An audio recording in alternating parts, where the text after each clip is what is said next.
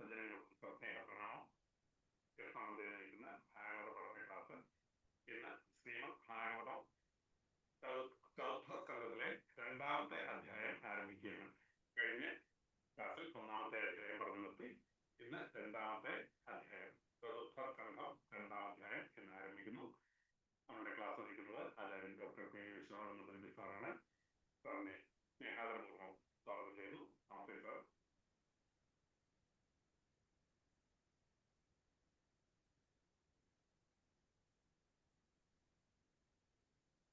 നമസ്തേ sir, നമുക്ക് ആരംഭിക്കാം. ആരംഭിക്കാം. ഓം സഹനാ ഭവതു സഹനൗ ഭുനക്തു സഹ വീര്യം കരവാവഹൈ തേജസ്വിനാവധീതമസ്തു മാ വിദ്വിഷാവഹൈ. ഓം ശാന്തി ശാന്തി ശാന്തി. യം പ്രൗവ്രജന്തമനുപേതമപേതകൃത്യം ദ്വൈപായനോ വിരഹകാതരയ ജുഹാവ പുത്രേതി തന്മയതയാതരവോഭിനേദുസ്തം സർവഭൂതഹൃദയം മുനിമഹദോസ്മി. സമാദരണീയരായ എല്ലാ പഠിതാക്കൾക്കും വിനീതമായ ചതുർത്ഥസ്കന്ധം 2ാം അധ്യായം നമ്മൾ ഇന്ന് ആരംഭിക്കുന്നു.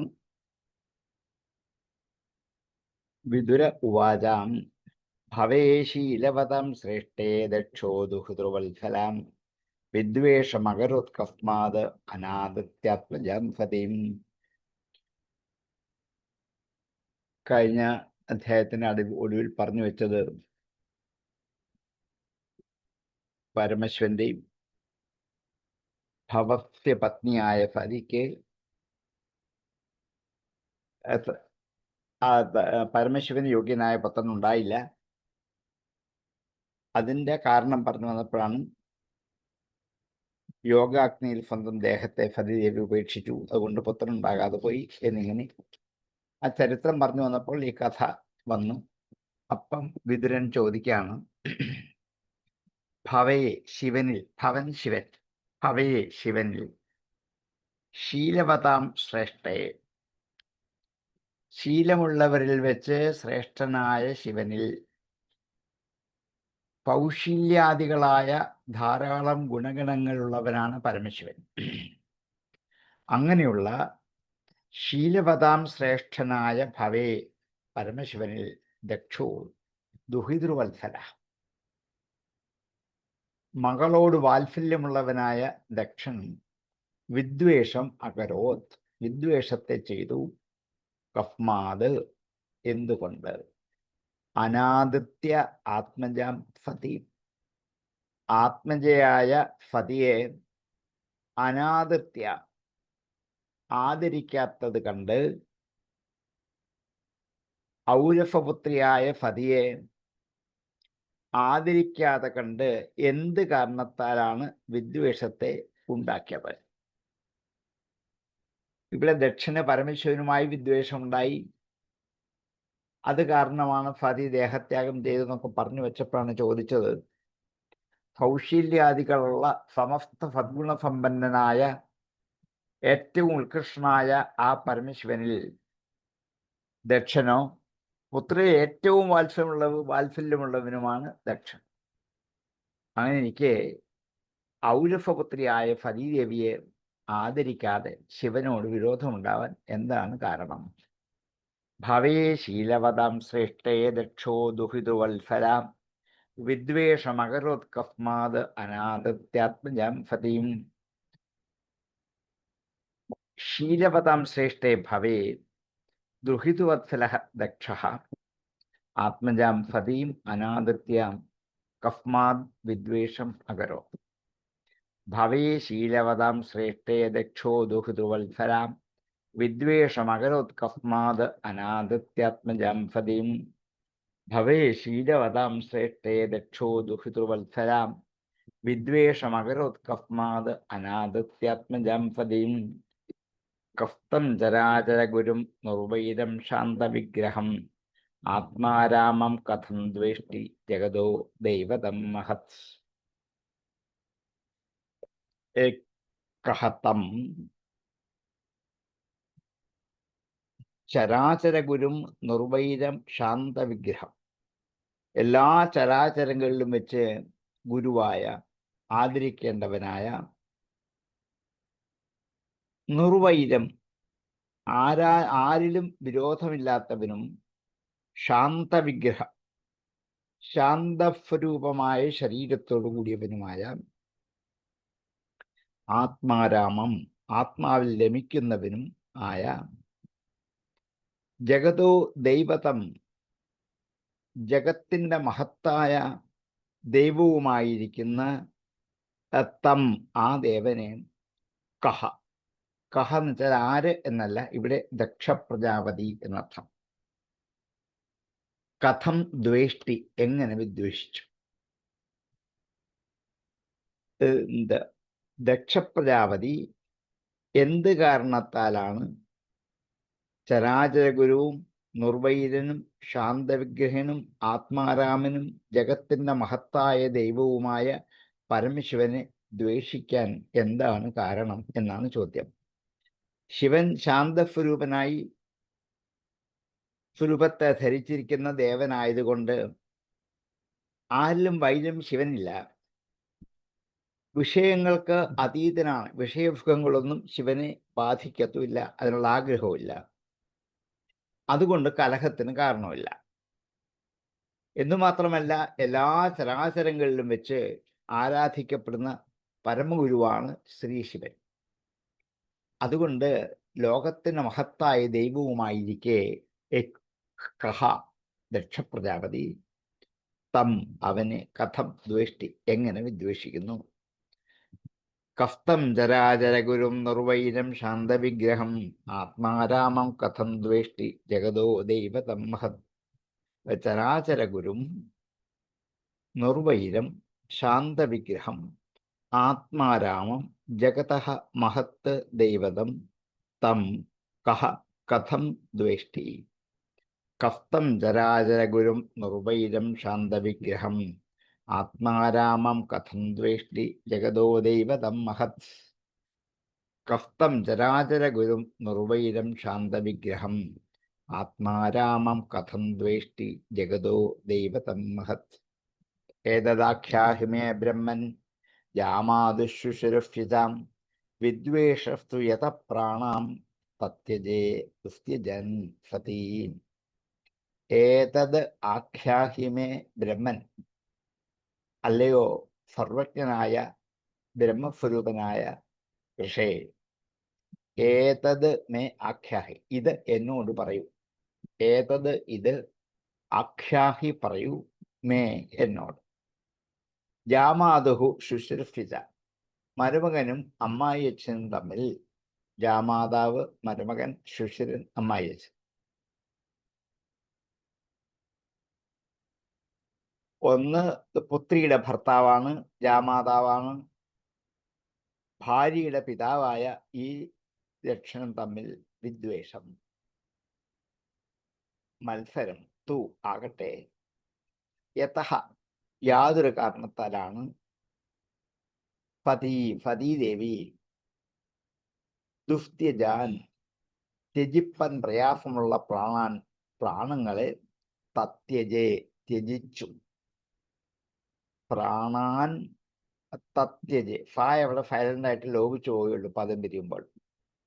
പ്രാണാം തത്യജേന്ന് വായിക്കുമ്പോൾ അർത്ഥം പറയുമ്പോൾ പ്രാണാൻ തത്യജേ എന്ന് മതി. ഏതദാഖ്യാഹിമേ ബ്രഹ്മൻ യാമാദുശുശുരഫ്യുതാം വിദ്വേഷസ്തു യത പ്രാണാം തത്യജേ ദുസ്ത്യജൻ സതീം. ബ്രഹ്മൻ ജാമാതുഹു ശുശ്രൂഷ്യതാം വിദ്വേഷഃ ഏതത് മേ ആഖ്യാഹി യതഃ സതീ ദുസ്ത്യജാൻ പ്രാണാൻ തത്യജേ. ഏതദാഖ്യാഹി മേ ബ്രഹ്മൻ ജാമാതുശുശുരഫ്യുതാം വിദ്വേഷസ്തു യത പ്രാണാം തത്യജേ ദുസ്ത്യജൻ സതീം. ഏതദാഖ്യാഹി മേ ബ്രഹ്മൻ ജാമാതുശുശുരഫ്യുതാം വിദ്വേഷസ്തു യത പ്രാണാം തത്യജേ ദുസ്ത്യജൻ സതീം. കാരണം എല്ലാവർക്കും അവരുടെ പ്രാണനാണ് ഏറ്റവും വലുത്. അതുകൊണ്ട് പ്രാണനെ ഉപേക്ഷിക്കണമെങ്കിൽ അതിന് തക്ക ഗഹനമായ കാര്യം ഉണ്ടായിരിക്കണം. അതുകൊണ്ട് പതിവ്രതയായ അവൾ പൂജ്യയായ ആ പതി എന്തുകൊണ്ടാണ് ഏറ്റവും പ്രിയപ്പെട്ട പ്രാണനെ ഉപേക്ഷിച്ചത് എന്ന് പറയണം. ഈ 3 ചോദ്യങ്ങളാണ് വിതുരൻ മൈത്രേയനോട് ചോദിക്കുന്നത്. ഇനി മൈത്രേയന് മറുപടിയാണ്. പുരാ വിശ്വസൃജം ഭത്രേം സമേത പരമർഷയാം തഥാ അമരഗണ സർവേ ഭാനുകാമുനയോഗ്നയാം. പുരാ പണ്ട് വിശ്വസൃജം ഭത്രേ, വിശ്വത്തെ സൃഷ്ടിക്കുന്നവരാണ് വിശ്വസൃഷ്ടുകൾ. ലോകപിതാമഹന്മാരുടെ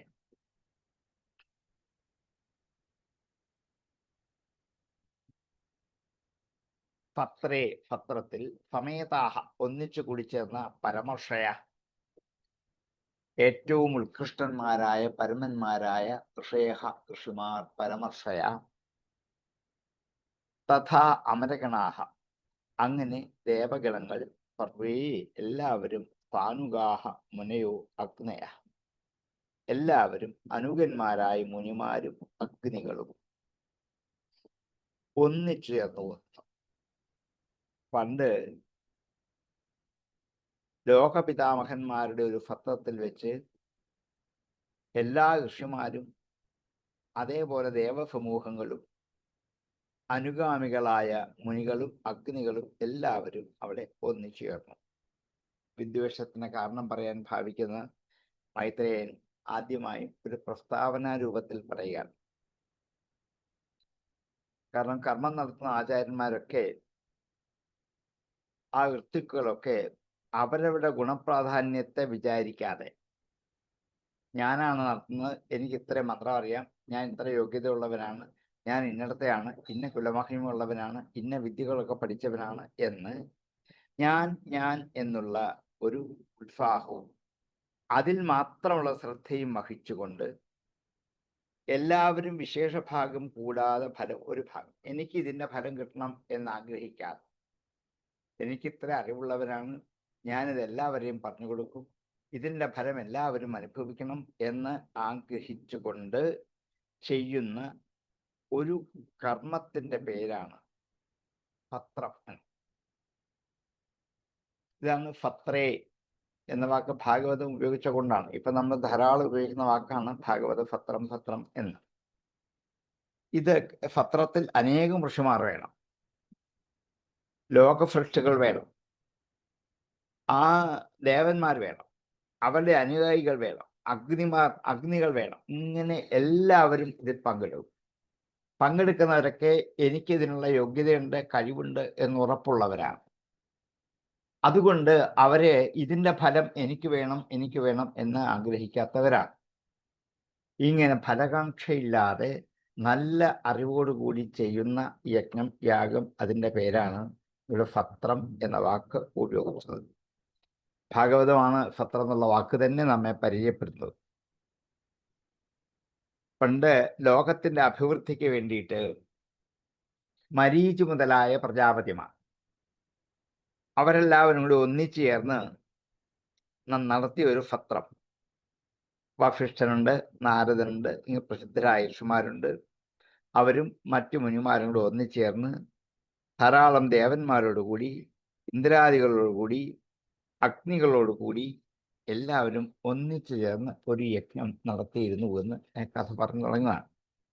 പുരാവിശ്വസൃജം ഭത്രേ സമേത പരമർഷയാം തഥാ അമരഗണ സർവേ ഭാനുകാമുനയോഗ്നയാം. പുരാ വിശ്വസൃജം ഭത്രേ പരമർഷേഹ തഥാ അമരഗണാഃ ഭാനുകാഃ മുനേഃ അഗ്നേഃ സർവേ സമേതാഃ. പുരാ വിശ്വസൃജം ഭത്രേ സമേത പരമർഷയാം തഥാ അമരഗണാഃ സർവേ ഭാനുകാമുനയോഗ്നയാം. പുരാ വിശ്വസൃജം ഭത്രേ സമേത പരമർഷയാം തഥാ അമരഗണാഃ സർവേ ഭാനുകാമുനയോഗ്നയാം. തത്ര പ്രവിഷ്ടമർഷയോ ദൃഷ്ട്വാർക്കമിവ രോചിഷാം രാജമാനം വിധിമിരം കുർവന്തം തന്മഹത്ഫദ ഉദതിഷ്ഠദ്ഫദവ്യാപ്തേ സ്വധിഷ്ണേഭ്യഃ സഹഗ്നയാം ഋതേ വിരിഞ്ചം സർവം ജാം തദ്ഭാസാക്ഷിപ്തചേതസഃ പദഫഃ ഭഗവാൻ സാധുവത്കൃതാം അലം ലോകഗുരും നത്വാ നിഷഫാദദാജ്ഞയാം. തത്ര അവിടെ ആ യജ്ഞത്തിൽ പ്രവിഷ്ടം പ്രവേശിച്ച ഋഷയഃ ഋഷിമാർ, ആ യജ്ഞത്തിലേക്ക് പ്രവേശിച്ചവനെ കണ്ടിട്ട് ഋഷിമാർ ദൃഷ്ടുവാ കണ്ടിട്ട് അർക്കമിവ രോചിഷ, സൂര്യനെ പോലെ വെട്ടിത്തിളങ്ങുന്ന, അർക്കമിവ രോചിഷ, അർക്കനെ പോലെ കാന്തിയുള്ള, ഭ്രാജമാനം വെട്ടിത്തിളങ്ങുന്ന, വിതിമിരം ഇരുട്ടില്ലാത്ത, അന്ധകാരമില്ലാത്ത, കുർവന്തം ചെയ്യുന്ന, തത് മഹത് ഫതഃ, ആ മഹത്തായ ഫതഫ്. ആ ഫതഫിൻ്റെ ഒരു മഹത്വം പറയുക. അവിടെ ഋഷിമാരുണ്ട്, സൂര്യനെ പോലെ ശോഭിക്കുന്ന, അന്ധകാരത്തെ ഇല്ലായ്മ ചെയ്യാൻ പറ്റുന്ന, വെട്ടിത്തിളങ്ങുന്ന ഋഷിമാരെ കൊണ്ട് ശോഭിക്കുന്ന ആ മഹാഫതഫിലേക്ക് ബ്രഹ്മപുത്രനായ ദക്ഷ പ്രജാപതി പ്രവേശിച്ചു. തത്ര പ്രവിഷ്ടം, അവിടേക്ക് പ്രവേശിച്ചവനെ ദക്ഷ പ്രജാപതിയെ ഋഷയ ദൃഷ്ടുവ, ഋഷിമാർ കണ്ടിട്ട് അർക്കരോജിഷ ഭ്രാജമാനം വിധിമിരം കുർവന്തം തൻ മഹത്ഫത ഉദതിഷ്ഠൻ ഫതഫ്യാഹത്തെ, ആ ഫതഫ്യരെല്ലാവരും എഴുന്നേറ്റു. ഉദതിഷ്ഠൻ എഴുന്നേറ്റു, ഫതഫ്യാഹത്തെ ആ ഫതഫിൽ ഉള്ളവർ, സ്വധിഷ്ണേഭ്യ സ്വന്തം ഇരിപ്പിടത്തിൽ നിന്നും, സ്വധിഷ്ണേഭ്യ സ്വന്തം ഇരിപ്പിടത്തിൽ നിന്നും, സഹ അഗ്നയ അഗ്നികളോടൊപ്പം, ഋതേ വിരിഞ്ചം സർവം ച, ഋതേന്ന് വെച്ചാൽ കൂടാതെ, വിരിഞ്ചം സർവം ച ബ്രഹ്മാവിനെയും ശിവനെയും കൂടാതെ, വിരിഞ്ചം സർവം ച ഋതേ ബ്രഹ്മാവും ശിവനും ഒഴികെയുള്ളവർ, സ്വധിഷ്ണേഭ്യ അവരവരുടെ പീഠങ്ങളിൽ നിന്നും ഉദതിഷ്ഠൻ എഴുന്നേറ്റു. ഉദതിഷ്ഠൻ ഫതഫ്യാസ്തേ ഫതിഷ്ണേഭ്യ ഫഹഗ്നയാം ഋതേ വിരിഞ്ചം സർവം ച തദ്ഭാസാക്ഷിപ്തചേതസ. അവന്റെ തേജസ് കൊണ്ട് ആക്ഷിപ്തമായ ഇളക്കപ്പെട്ട മനസ്സോടു കൂടിയവരായിട്ട്, ചേതസ തദ്ഭാസ ആക്ഷിപ്തചേതസ, അവന്റെ തിളക്കം കൊണ്ട് ഇളക്കപ്പെട്ട മനസ്സോടു കൂടിയവരായിട്ട്, മനസ്സിളകിയവരായിട്ട്, ഫതഫപതിർ ദക്ഷവും, ഫതഫപതി ആ ഫതഫിൻ്റെയൊക്കെ മുഖ്യന്മാർ, ഫതഫഹ പതി ഫതഫപതി ആ ഫതഫിൻ്റെ നായകന്മാർ, മുഖ്യന്മാരാൽ ദക്ഷൻ ഭഗവാൻ സാധു സൽകൃത, ആ ദക്ഷ ഭഗവാനെ നന്നായി സൽക്കരിക്കപ്പെട്ടു. അജം ലോകഗുരും നത്വ, അജനെയും ബ്രഹ്മാവിനെയും, ലോകങ്ങളുടെ ഗുരുവായ ആ ബ്രഹ്മാവിനെയും നത്വ നമസ്കരിച്ചിട്ട് നിഷഫാദ ഇരുന്നു, തദാജ്ഞയ ആ ബ്രഹ്മാജ്ഞയോടുകൂടി ആ ഫതഫിലേക്ക് വന്ന് ഇരുന്നു. ഈ ഫതഫിൽ ബ്രഹ്മപുത്രനായ ദക്ഷപ്രജാപതി ഒരിക്കൽ കടന്നു വന്നു. അദ്ദേഹത്തിൻ്റെ ആ വരവിൻ്റെ തിളക്കവും ശോഭയും ആ സൂര്യ ആ ഫതഫിനെ മുഴുവൻ ഇളക്കി മറിച്ചു.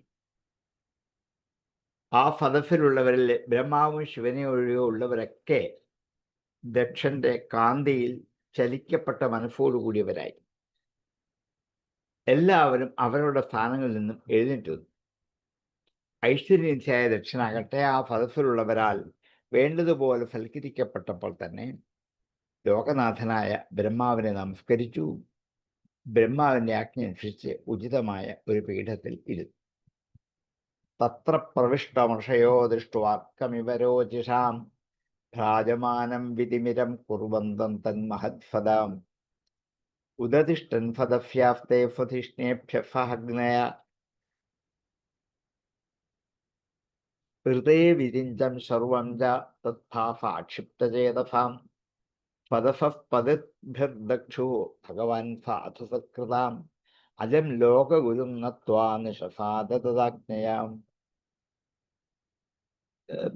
തത് മഹത് ഫദഃ രോചിഷാ വിതിമിരം കുർവന്തം അർക്കം ഇവ ഭ്രാജമാനം തത്ര പ്രവിഷ്ടം ദക്ഷം ദൃഷ്ട്വാ തദ്ഭാഫ ആക്ഷിപ്തതേജസഃ പദവ്യാഃ ഋഷയഃ സ്വഹഗ്നയഃ വിരിഞ്ചൻ സർവം ച ഋതേ സ്വധിഷ്ണേഭ്യഃ ഉദതിഷ്ഠൻ. ഭഗവാൻ ദക്ഷഃ പദഫഃപദിഭിഃ പാതു സൽകൃതഃ ലോകഗുരും അജം നത്വാ തദാജ്ഞയ നിഷഫാദ.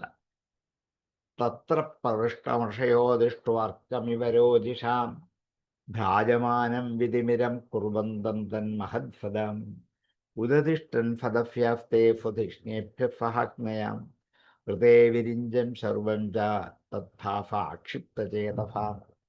പദഫഃ പദിഭിർദക്ഷോ ഭഗവാൻ സാധു സത്കൃതാം അജം ലോകഗുരും നത്വാ നിഷഫാദ തദാജ്ഞയാം തത്ര പ്രവിഷ്ടമർഷയോ ദൃഷ്ട്വാർക്കമിവ രോചിഷാം ഭ്രാജമാനം വിധിമിരം കുർവന്തം തന്മഹത്ഫദം ഉദതിഷ്ഠൻ ഫദഫ്യാസ്തേ സ്വധിഷ്ണേഭ്യഃ സഹാജ്ഞയാം ഋതേ വിരിഞ്ചൻ സർവം ച തദ്ഭാസാക്ഷിപ്തചേതസഃ. പദഫഃ പദിഭിർദക്ഷോ ഭഗവാൻ സാധു സത്കൃതാം അജം ലോകഗുരും നത്വാ നിഷഫാദ തദാജ്ഞയാം വാങ്നിഷണ്ണം മൃഡം ദൃഷ്ട്വാ നാമശ്യത്തദനാദൃതാം ഉവാച വാമം ചക്ഷുർഭ്യാം അഭിവീക്ഷ്യ ദഹന്നിവാം. പ്രാങ്നിഷണ്ണം ആദ്യം തന്നെ ഇരുന്നവനായ, മുമ്പേ തന്നെ വന്നിരുന്നവനായ മൃഡം ദൃഷ്ട്വാ ശിവനെ കണ്ടിട്ട് ന അമർഷ്യത് തത് അനാദൃത അദ്ദേഹത്താൽ ആദരിക്കപ്പെടാത്തവനായിട്ട് തത് അനാദൃത ന അമർഷ്യത് ഭവിച്ചില്ല. പരമശിവൻ തന്നെ ആദരിക്കും ജാമാതാവായതുകൊണ്ട് എന്നാഗ്രഹിച്ച് നോക്കി, പക്ഷെ അദ്ദേഹം എഴുന്നേറ്റില്ല, ആദരിച്ചില്ല.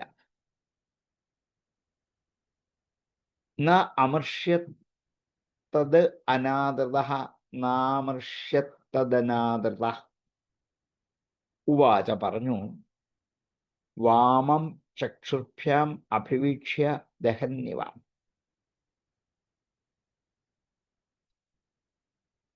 വാമം വെച്ചാൽ വളഞ്ഞത്, വക്രമായത്. ചക്ഷുർഭ്യാം വളഞ്ഞ കണ്ണുകൊണ്ടൊന്ന് നോക്കിയിട്ട് ദഹന്നിവ ശിവനെ ദഹിപ്പിക്കുന്നത് പോലെ ഉവാച പറഞ്ഞു. കോപിഷ്ഠനായി. താൻ വരുന്നതിന് മുമ്പ് തന്നെ പരമശിവൻ അവിടെ നില ഉറപ്പിച്ചിരുന്നു. അപ്പം ന്യായമായിട്ടും കയറി വരുന്ന തന്നെ ഒന്ന് ആദരിക്കാൻ വേണ്ടി എഴുന്നേറ്റ്, കാരണം ബാക്കി എല്ലാവരും എഴുന്നേറ്റു, ശിവനും ബ്രഹ്മാവ് ഒഴിച്ചു ബാക്കിയെല്ലാം എഴുന്നേറ്റു. ഇത് കണ്ടപ്പോൾ ദക്ഷന്റെ സഹനശക്തി ഇല്ലാണ്ടായി. ദഹിപ്പിക്കാൻ ഭാവിക്കുന്നത് പോലെ പുരികങ്ങൾ വളച്ച് കണ്ണുകൊണ്ട് നോട്ടം നോക്കി ഇങ്ങനെ പറഞ്ഞു. പ്രാങ്നിഷണ്ണം മൃഡം ദൃഷ്ട്വാ ന അമർഷ്യത് തദനാദൃതാം ഉവാച വാമം ചക്ഷുർഭ്യാം അഭിവീക്ഷ്യ ദഹന്നിവാം. പ്രാങ്നിഷണ്ണം മൃഡം ദൃഷ്ട്വാ തദനാദൃതഃ ന അമർഷ്യത് ചക്ഷുർഭ്യാം വാമം അഭിവീക്ഷ്യ ദഹന്നിവ ഉവാച. പ്രാങ്നിഷണ്ണം മൃഡം ദൃഷ്ട്വാ ന അമർഷ്യത് തദനാദൃതാം ഉവാച വാമം ചക്ഷുർഭ്യാം അഭിവീക്ഷ്യ ദഹന്നിവാം. പ്രാങ്നിഷണ്ണം മൃഡം ദൃഷ്ട്വാ ന അമർഷ്യത് തദനാദൃതാം ഉവാച വാചം ചക്ഷുർഭ്യാം അഭിവീക്ഷ്യ ദഹന്നിവാം. ശ്രൂയതാം ബ്രഹ്മർഷയോ മേ സഹദേവാ സഹഗ്നയാം സാധൂനാം ബ്രുവതോ വൃത്തം നാജ്ഞാനം നമത്സരാത്. ശ്രൂയതാം കേട്ടോളൂ. ബ്രഹ്മർഷയ ബ്രഹ്മർഷിമാരെ സഹദേവാഹ സഹജ്ഞയ ഫഹദേവ ദേവന്മാരുടെ കൂടെ, ഫഹദേവൻ ഒറ്റവാക്കല്ല, ദേവാഹ ദേവൈഹി ഫഹദേവാഹ ദേവന്മാരോടൊപ്പം, ഫഹ അഗ്നേയ അഗ്നികളോടും കൂടിയിരിക്കുന്ന ബ്രഹ്മർഷികളെ, പാഥൂനാം ദുർവതോ വൃത്തം ന അജ്ഞാനാത് നച മത്സരാത്. അജ്ഞാനാത് ന അജ്ഞാനം കൊണ്ട്, അറിവില്ലായ്മ കൊണ്ടല്ല, മത്സരാത് ന മത്സരം കൊണ്ടുമല്ല, പാഥൂനാം വൃത്തം പജ്ജനങ്ങളുടെ ആചാരത്തെ ദുർവതഃ മേ പറയുന്ന എന്നിൽ നിന്നും ശ്രൂയതാം കേൾക്കുവിൻ. ആദ്യമായും ശ്രോതാക്കളുടെ ശ്രദ്ധ ആകർഷിക്കാൻ വേണ്ടി ഒരു ആമുഖം പറഞ്ഞതാണിത്. ഇവിടെ ഇന്ദ്രാദികളായ ദേവന്മാരുണ്ട്, അവരുടെ കൂടെ അഗ്നിദേവതകളുണ്ട്, അവരോടൊപ്പം ഇരിക്കുന്ന അല്ലയോ ബ്രഹ്മർഷിമാരെ,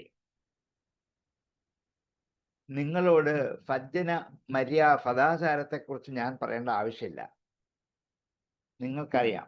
എങ്കിലും ഞാൻ പറയുന്നത് കേൾക്കണം. ഞാനിപ്പോൾ പറയുന്നത് അറിവില്ലായ്മ കൊണ്ടോ മത്സരം കൊണ്ടോ ആണെന്ന് വിചാരിക്കരുത്. ന അജ്ഞാനാത് എന്നുവെച്ചാൽ മത്സരാത്. അതുകൊണ്ട് ഞാൻ പറയുന്നത് നിങ്ങൾ കേൾക്കണം. ഞാൻ പറയുന്നത് യഥാർത്ഥമായ സജ്ജനങ്ങളുടെ വൃത്തമാണ്, സാധൂനാം വൃത്തം. അതാണ് സദാചാരം. അതാണ് ഞാൻ നിങ്ങളോട് പറയാൻ പോകുന്നത്. അതുകൊണ്ട് ഇത് കേൾക്കാനുള്ള അധികാരം നിങ്ങൾക്കുണ്ട് താൻ.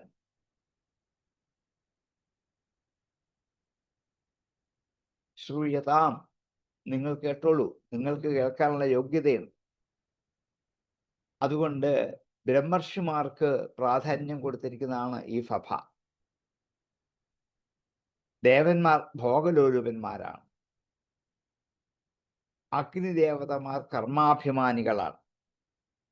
അതുകൊണ്ട് രണ്ടു കൂട്ടർക്കും മനസ്സ് വ്യാകുലപ്പെട്ടുകൊണ്ടിരിക്കും. ദേവന്മാരെ പോലെ ദുഃഖം അനുഭവിക്കുന്നവർ വേറെ ആരുമില്ല. അഗ്നിദേവതകൾക്കും ഈ ദുഃഖം കുറേശ്ശെ അനുഭവിക്കുന്നുണ്ടാകും. അതുകൊണ്ട് അവർക്ക് രണ്ടാമതേ കേൾക്കാൻ അധികാരമുള്ളൂ. ബ്രഹ്മർഷിമാർക്കാണ് ഞാൻ പറയുന്നത് കേൾക്കാനുള്ള ഒന്നാമത്തെ യോഗ്യത. രണ്ടാമത്തെ യോഗ്യതയാണ് ദേവന്മാർക്കും അഗ്നിമാർക്കും. കാരണം ദേവന്മാർക്കും അഗ്നികൾക്കും കുറേയധികം വൈലക്ഷണ്യങ്ങൾ ഇവിടെ പറയുകയാണ്. അതുകൊണ്ട് അവർക്ക് രണ്ടാമത് കേൾക്കാനേ അധികാരമുള്ളൂ. ദേഹാഭിമാനം ആരെയും അധപ്പതിക്കുന്നതാണ് ഇവിടെ താൻ പറയാൻ പോകുന്ന വിഷയം. അതുകൊണ്ട് എല്ലാവരും മനസ്സിരുത്തി ഞാൻ പറയുന്നത് കേൾക്കണം എന്ന് ഒരു ആമുഖം പറഞ്ഞാണ്. താൻ പറയുന്നത് കേൾക്കാനുള്ള യോഗ്യത ഇവിടെയുള്ള ബ്രഹ്മർഷിമാർക്കുണ്ട്, മറ്റവർക്ക് അത്രയില്ല. എങ്കിലും അഗ്നിദേവതകളും ദേവന്മാരും ഒക്കെ നിറഞ്ഞിരിക്കുന്ന സഭയിൽ വെച്ച് ഞാൻ പറയുന്ന സദാചാരത്തെക്കുറിച്ച് നിങ്ങൾ കേൾക്കാൻ ബാധ്യസ്ഥരാണ്, യോഗ്യതയാണ്, കഴിവുള്ളവരാണ്.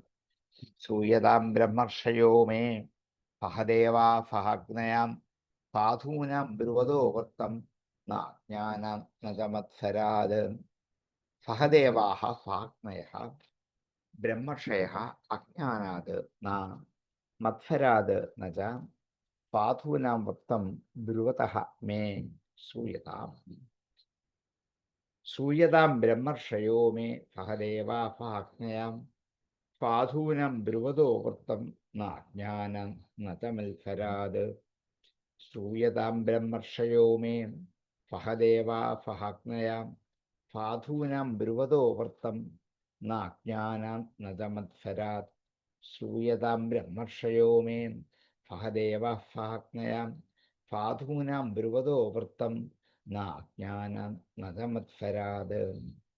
അയന്തു ലോകപാലാനാം യശഘ്നോ നിരപത്രവാം സദ്ഭിരാചരിത പന്ഥ ഏന സ്തബ്ധേന ദൂഷിതം. അയന്തു, ഇവരാകട്ടെ പരമശിവനെ കുറിച്ചാണ് പറയുക, ചൂണ്ടിക്കാണിച്ചിട്ട്. അയന്തു ലോകപാലാനാം, ലോകപാലന്മാരുടെ യശോഘ്ന, യശസ്സിനെ ഹനിക്കുന്നവൻ. ലോകപാലന്മാരായ ഇന്ദ്രാദികളായ ദേവന്മാരുടെ യശസ്സിനെ ഹനിക്കുന്നവനാണ് ഇവൻ. അയന്തു ലോകപാലാനാം യശോഘ്നഃ നിരവത്രപ, ലജ്ജയില്ലാത്തവൻ. അത്രപ ലജ്ജ, അപത്രപ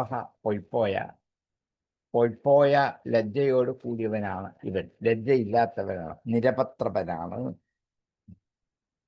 പദ്ഭിരാചരിത പന്ഥ, സജ്ജനങ്ങളാൽ ആചരിക്കപ്പെടുന്ന ഒരു വഴിയുണ്ടല്ലോ, മാർഗം, അത് സ്തബ്ധേന ദൂഷിത, അഹങ്കാരിയായ ഇവനാൽ ദുഷിപ്പിക്കപ്പെട്ടിരിക്കുന്നു.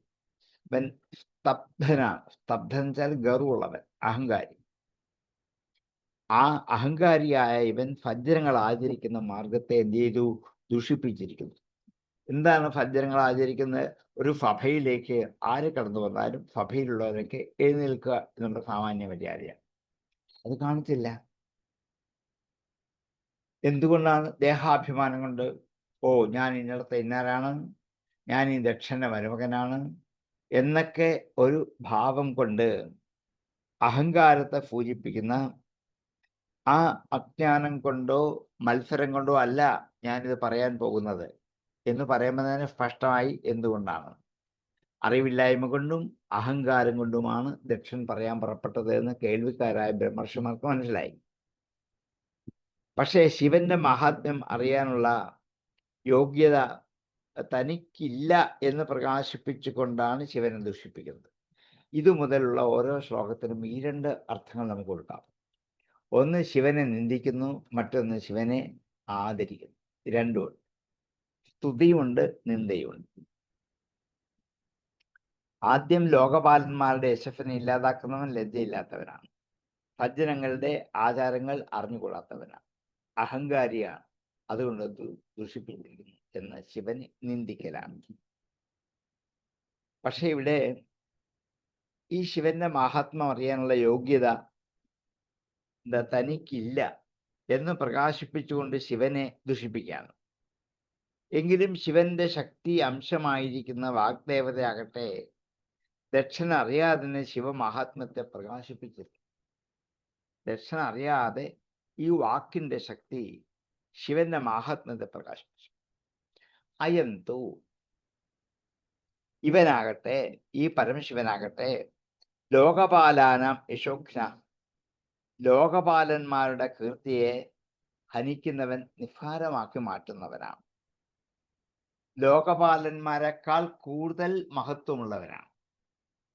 അവരുടെ യശസ്സിനെ ഹനിച്ച് ഇല്ലാതാക്കുന്നവനാണ്, അവരെക്കാൾ യശസ്സുള്ളവനാണ് എന്നർത്ഥം. അതുകൊണ്ടാണ് ദിക്പാലന്മാരെ പോലെ, ഇന്ദ്രാദികളായ ദിക്പാലന്മാരെ പോലെ എഴുന്നേൽക്കൽ മുതലായ ആചരണങ്ങൾ ശിവൻ ചെയ്യാത്തത്. അതുകൊണ്ടാണ്. കാരണം ശിവൻ ലോകപാലന്മാരെക്കാളൊക്കെ മുകളിലാണ്. അവരെയൊക്കെ താഴെയാക്കി മാറ്റാൻ കഴിവുള്ളവരാണ്.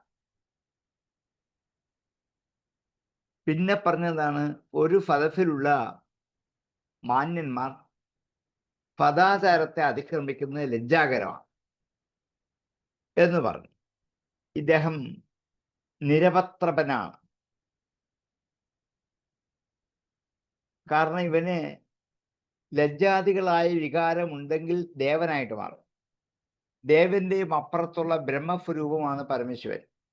അതുകൊണ്ട് നിന്ദയില്ല, ലജ്ജയില്ല, സ്നേഹമില്ല, വാത്സല്യമില്ല, ഇതൊന്നുമില്ല. ഈ ഗുണങ്ങൾ എവിടെയുണ്ടോ അവിടെയൊക്കെ അപകടവും ആപത്തും ഉണ്ടായിക്കൊണ്ടേയിരിക്കും.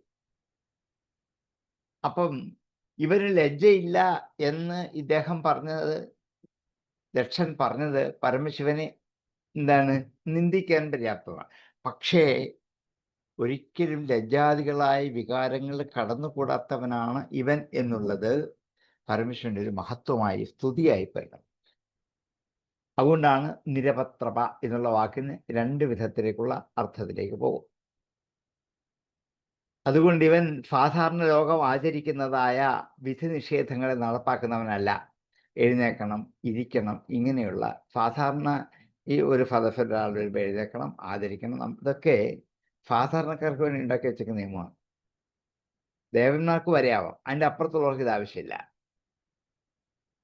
അങ്ങനെയുള്ള കർമ്മത്തിൽ അകപ്പെടുന്നവനല്ല സാക്ഷാൽ ഭഗവാൻ. ആനന്ദസ്വരൂപനാണ്. അതുകൊണ്ടാണ് സ്തബ്ധൻ എന്ന് പറഞ്ഞത്. സ്തബ്ധൻ എന്ന് വെച്ചാൽ ഇളകാതിരിക്കുന്നവൻ, നിശ്ചേഷ്ടൻ, കൂടസ്ഥനാണ്, നിശ്ചലനാണ്. അതുകൊണ്ടാണ് സ്തബ്ധൻ എന്ന് പറഞ്ഞത്. അതേപോലെ ജീവൻ പൂർണ്ണകാമനാകയാൽ ജീവൻ ചലിക്കുന്നവനാണ്. പക്ഷേ ബ്രഹ്മമാകട്ടെ പൂർണ്ണമാകേണ്ട ചലനാദികളായ വികാരങ്ങൾ ഇല്ലാത്തവനാണ്. എങ്ങും പോകാത്തവനാണ്, സഞ്ചരിക്കാത്തവനാണ്. അതുകൊണ്ട് സാധാരണ ദിക്പാലന്മാരായ സദസ്യരുടെ നിലയിൽ എഴുന്നേൽക്കൽ, നമസ്കരിക്കൽ, കൈകൂപ്പൽ ഇങ്ങനെയുള്ള ഉപചാരങ്ങൾ ശിവൻ ചെയ്യേണ്ടതായിട്ടിരിക്കുന്നതല്ല. ഇങ്ങനെ സ്തുതിരൂപമായ അർത്ഥവും ഈ പ്രകൃതി നമുക്ക് യോജിപ്പിക്കാം. നിന്ദിക്കുക മാത്രമല്ല, സ്തുതിക്കുകയും ചെയ്യാം. നിന്ദാസ്തുതി എന്ന് ഇതിനെ പറയും. അയം ദുലോകപാലാനാം യശഘ്നോ നിരപത്രപാം സദ്ഭിരാചരിത പന്ഥ ഏന സ്തബ്ധേന ദൂഷിതാം. അയം തു ലോകപാലാനാം യശുഘ്നഃ നിരപത്രപഃ സ്തബ്ധേന ഏന സദ്ഭിഃ ആചരിതഃ പന്ഥഃ ദൂഷിതഃ. അയം തു ലോകപാലാനാം യശോഘ്നോ നിരപത്രപാം സദ്ഭിരാചരിത പന്ഥ ഏന സ്തബ്ധേന ദൂഷിതാം. അയം തു ലോകപാലാനാം യശഘ്നോ നിരപത്രപാം സദ്ഭിരാചരിത പന്ഥ ഏന സ്തബ്ധേന ദൂഷിതാം. ഏഷ മേ ശിഷ്യതാം പ്രാപ്തോ യന്മേ ദുഹിതരനുഗ്രഹാത് പാണിം വിപ്രാഗ്നിമുഖത സാവിത്ര്യ ഇവ സാധുവത്. ഏഷ ഇവൻ മേ എൻ്റെ ശിഷ്യത, ശിഷ്യതയെ പ്രാപിച്ചിരിക്കുകയാണ്. മരുമകനെ മകനെ പോലെ കാണുകയാണ്. മകൻ ശിഷ്യനാകുന്ന പോലെ മരുമകനും ശിഷ്യനാണ്. ഏഷമേ ശിഷ്യതാം പ്രാപ്ത, ശിഷ്യനല്ലായിരുന്നു, പക്ഷെ ഇപ്പം ശിഷ്യത്വം പ്രാപിച്ചു മകളെ വിവാഹം കഴിച്ചപ്പോൾ. എന്നാണ് എന്മേ ദുഹിതുഹു അഗ്രഹി, എന്തെന്നാൽ എൻ്റെ മകളെ സ്വീകരിച്ചു എന്നുള്ളത്. ഗ്രഹിച്ചു, കൈപിടിച്ച് എൻ്റെ മകളെ സ്വീകരിച്ചു എന്നുള്ളത് കൊണ്ട് എന്മേ ദുഹിതുഹു അഗ്രഹീത് ദുഹിതുരഗ്രഹീത്. പാണിയും എന്താണ്, കൈയിനെ അഗ്രഹീത് സ്വീകരിച്ചു, പാണി പിടിച്ചു, പാണിഗ്രഹണം നടത്തി. വിപ്ര അഗ്നി മുഖതഃ, വിപ്രന്മാരുടെയും അഗ്നിയുടെയും മുമ്പിൽ വെച്ച്, മുഖതഹന്റെ മുമ്പിൽ വെച്ച്, അഗ്നിയുടെയും ബ്രാഹ്മണരുടെയും മുമ്പിൽ വെച്ച് സാവിത്രിയായവ സാധുവത്. സാവിത്രി ഗായത്രി തന്നെയാണ്. പവിതാവായ ദേവതയോട് കൂടിയ മന്ത്രത്തിൻ്റെ പേര് സാവിത്രി എന്നും ഗായത്രി എന്നും പറയും. സാവിത്രിയാണ് ശരിയായ, കാരണം സവിതാവിൻ്റെ ദേവതയോട് കൂടിയതാണ് സാവിത്രി. ഗായത്രി അതല്ല, ഇത് ചൊല്ലുന്നവരെ രക്ഷിക്കും. ഗായന്തം ത്രായതേ ഇത് ഗായത്രി, ചൊല്ലുന്നവനെ രക്ഷിക്കും എന്ന് മാത്രമേ ഉള്ളൂ. അപ്പം ഇവിടെ ഗായത്രി ഉപദേശിച്ചു കൊടുക്കുക, അല്ലെങ്കിൽ ഗായത്രി സവിതാവാകുന്ന ദേവതയോട് ഗായത്രി പാണിഗ്രഹണം ചെയ്ത എൻ്റെ ശിഷ്യൻ എന്ന നിലയിൽ ഇവൻ എൻ്റെ പുത്രത്വത്തെ പ്രാപിച്ചിരിക്കുകയാണ് വാസ്തവത്തിൽ. ഏഷമേ ശിഷ്യതം പ്രാപ്തോ യന്മേ ദുഹിതരഗ്രഹീത് പാണിം വിപ്രാഗ്നിമുഖത സാവിത്ര്യായ സാധുവത് എന്നിങ്ങനെ ഒരു നിന്ദാർത്ഥത്തിൽ സാധുമാർഗത്തെ ദുഷിപ്പിച്ചിരിക്കുന്നവനാണ് എന്ന് സ്പഷ്ടമായി പറയാം. സാവിത്രി പോലെ പരിശുദ്ധിയായ എൻ്റെ പുത്രിയെ ഇദ്ദേഹം അഗ്നിയുടെ മുമ്പാകെ ബ്രാഹ്മണരുടെ മുമ്പാകെ പാണിഗ്രഹണം ചെയ്ത് സ്വീകരിച്ചു. അന്ന് മുതൽ എൻ്റെ ശിഷ്യനായി. അതുകൊണ്ട് ശിഷ്യന്മാർ ഗുരു വരുമ്പോൾ എഴുന്നേറ്റ് ആദരിക്കണം. ഇത് ഈ ശിവൻ ചെയ്തില്ല. ഇതാരുടെ പഠിപ്പിക്കേണ്ട ആവശ്യമുണ്ടോ? ലോകമര്യാദയാണ്. ഇതൊക്കെ അറിയാവുന്നവരല്ലേ. ഇനി സ്തുതിക്കുന്ന പക്ഷത്തില് ഏഷമേ, ഈ മഹാദേവനാകട്ടെ ലോകരീതി അനുസരിച്ച് പരിശുദ്ധിയായ എൻ്റെ പുത്രിയെ പാണിഗ്രഹണം ചെയ്തവനാണ്. എങ്കിലും എൻ്റെ ശിഷ്യതയെ പ്രാപിക്കുന്നില്ല. എനിക്ക് വന്ധ്യനായി തന്നെ ഇരിക്കുന്നു. എന്തെന്നാൽ സാധാരണ ലോകരീതിയിലുള്ള ഒരു സാധുതയല്ല ഇദ്ദേഹത്തിനുള്ളത്. ഈശ്വരത്വം പരമേശ്വരന് സ്വതസിദ്ധമാണ്. അതുകൊണ്ട് പുത്രിയുടെ വല്ലഭൻ പിതാവിൽ പ്രകാശിപ്പിക്കേണ്ടതായ ഉപചാരങ്ങൾ, വിനയം ഇതൊന്നും പരമേശ്വരനെ സംബന്ധിച്ച് കാണിക്കാൻ അവകാശമില്ല. ഞാൻ അദ്ദേഹത്തെ വന്ദിക്കുകയാണ് വേണ്ടത് എന്ന് മേ അശിഷ്യതാം. അവിടെ മേ ശിഷ്യതാം എന്ന പ്രശേഷം വന്നാൽ മേ അശിഷ്യതാം, എൻ്റെ ശിഷ്യൻ അല്ലാതായിരിക്കുന്നു. ഈ ബ്രഹ്മസ്വരൂപനായ മഹാദേവനായ പരമശിവന് ഇത് ശിഷ്യൻ, ഇത് മകൻ എന്നുള്ള വേറൊരു കൃത്യങ്ങൾ ഒന്നുമില്ല. എൻ്റെ മകളുടെ പാണിഗ്രഹണം ചെയ്തപ്പോൾ മുതൽ സാവിത്രിയെ പോലെയാണ്, ഗായത്രി പോലെയാണ്. അതുകൊണ്ട് ലോകരീതി അനുസരിച്ചൊന്നും പെരുമാറേണ്ടവനല്ല. ദേവന്മാർ വരെ അങ്ങനെ മതി, പരമേശ്വരൻ അതിൻ്റെ മുകളിലുള്ള ആളാണ്. അതുകൊണ്ട് ഇദ്ദേഹത്തിൻ്റെ ഈ പെരുമാറ്റം ഈശ്വരത്വത്തിൻ്റെ പ്രകടീകൃത രൂപമാണ്. ഞാൻ ഈശ്വരനാണ്, ഈശ്വതാവാണ്, എന്തിനേയും തൻ്റെ പക്ഷത്തിലാക്കാൻ കഴിവുള്ളവനാണ് എന്നിങ്ങനെയുള്ള ഈശ്വരത്വം ഉള്ളിൽ നിൽക്കുന്ന പരമശിവൻ ഈ തൻ്റെ പുത്രിയുടെ വല്ലഭനാണ്, ജാമാതാവാണ് എന്നുള്ളത് കൊണ്ട് ഒരു ഉപചാരവും കാണിക്കേണ്ട ആവശ്യമില്ല. ഉപചാര മര്യാദകൾക്ക് അപ്പുറത്താണ് പരമശിവൻ. അതുകൊണ്ട് എൻ്റെ ശിഷ്യനല്ല ഇവൻ എന്ന് സ്ഥാപിക്കണം.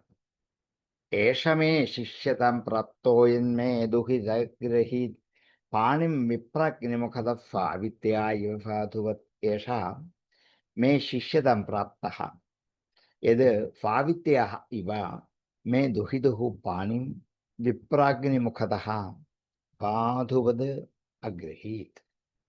ഏഷമേ ശിഷ്യതാം പ്രാപ്തോ യന്മേ ദുഹിതിരഗ്രഹീത് പാണിം വിപ്രാഗ്നിമുഖത സാവിത്യായ സാധുവത്. ഏഷമേ ശിഷ്യതാം പ്രാപ്തോ യന്മേ ദുഹിതിരഗ്രഹീത് പാണിം വിപ്രാഗ്നിമുഖത സാവിത്യായ സാധുവത്. ഗൃഹീത്വാ മൃഗശാഭാക്ഷ്യാഃ പാണിം മർക്കടലോചനാം പ്രത്യുത്ഥാനാഭിവാദാർഹേ വാചാമപ്യകൃതനോചിതം.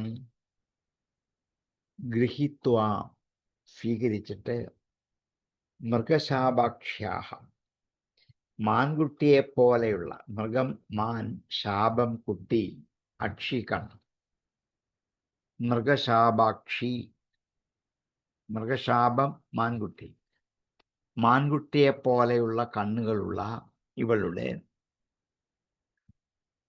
ഈ പുത്രിയുടെ പാണിം ഗൃഹീത്വ കൈപിടിച്ചിട്ട് മർക്കടലോചനായ ശിവൻ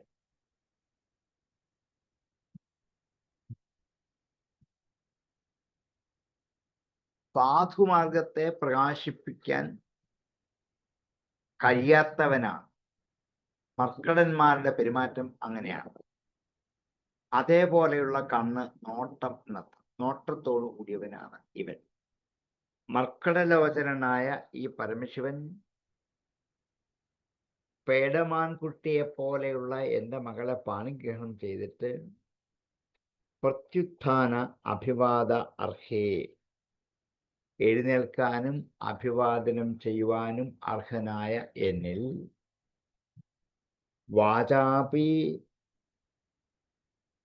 അകൃത ന ഉചിത, വാക്കുകൊണ്ട് പോലും ഈ ഔചിത്യം ചെയ്തില്ല. വാചാപി, ഇനി എഴുന്നേറ്റില്ല, അവിടെ ഇരുന്നു കൊണ്ട് എന്താണ്, ഹേ പിതാവേ, അങ്ങേക്ക് നമസ്കാരം എന്നൊക്കെ ഒരു വാക്ക് വേണമെങ്കിൽ പറയാമായിരുന്നു. വാക്കുകൊണ്ട് പോലും ഒരു ഉപചാര മര്യാദ ചെയ്തില്ല, ഉചിതമായത് ചെയ്തില്ല. ഉചിതം ന അകൃത, ഉചിതമായത് ചെയ്തില്ല എന്ന് നിന്ദാപരമായ ഒരർത്ഥം.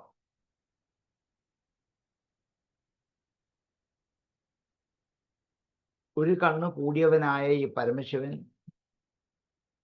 സമാനമായ 2 കണ്ണുകളുള്ള സുന്ദരിയായ എൻ്റെ മകളെ പാണിഗ്രഹണം ചെയ്ത് വിവാഹം ചെയ്തു. അപ്പം മുതൽ ഞാൻ അവൻ്റെ പിതാവായി. അതുകൊണ്ട് ആ പിതാവ് കടന്നു വരുമ്പോൾ എഴുന്നേൽക്കുക എന്നുള്ളത് സാമാന്യ മര്യാദയാണ്. ഇത് ചെയ്യാതിരുന്നത് കൃതജ്ഞതയാണ്, അല്ലേ? ഇനിയും സ്തുതിപരമായ അർത്ഥത്തിലേക്ക് പോയാൽ, മർക്കടന്മാരെ പോലെ ചപലമായ കണ്ണുകളോട് കൂടിയവൻ,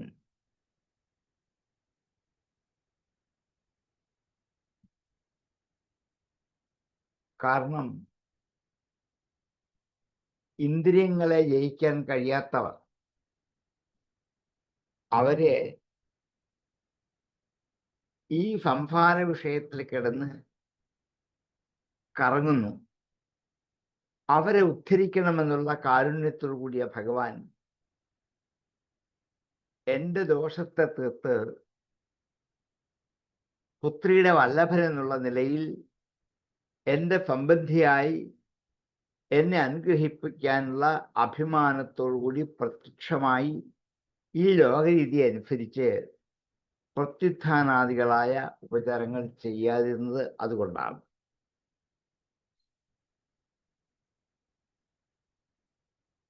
കാരണം മർക്കടലോചനനാണ്, ചഞ്ചലമായ കണ്ണോട് കൂടിയവനാണ്, ഒന്നിലും ഉറച്ചു നിൽക്കാത്തവനാണ്, ഒരു പക്ഷവും പിടിക്കാത്തവനാണ്.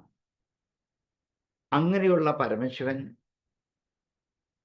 മാൻപേടയെപ്പോലെ സുന്ദരിയായ എൻ്റെ മകളെ വിവാഹം ചെയ്തപ്പോൾ മുതൽ ഈ പരമശിവൻ ഒരു ദേവനല്ല, ത്രിമൂർത്തികൾ ഒരാളല്ല, അതിൻ്റെ അപ്പുറത്തുള്ള അചഞ്ചലമായ സ്വരൂപത്തോടു കൂടിയ ശക്തി സ്വരൂപനാണ്.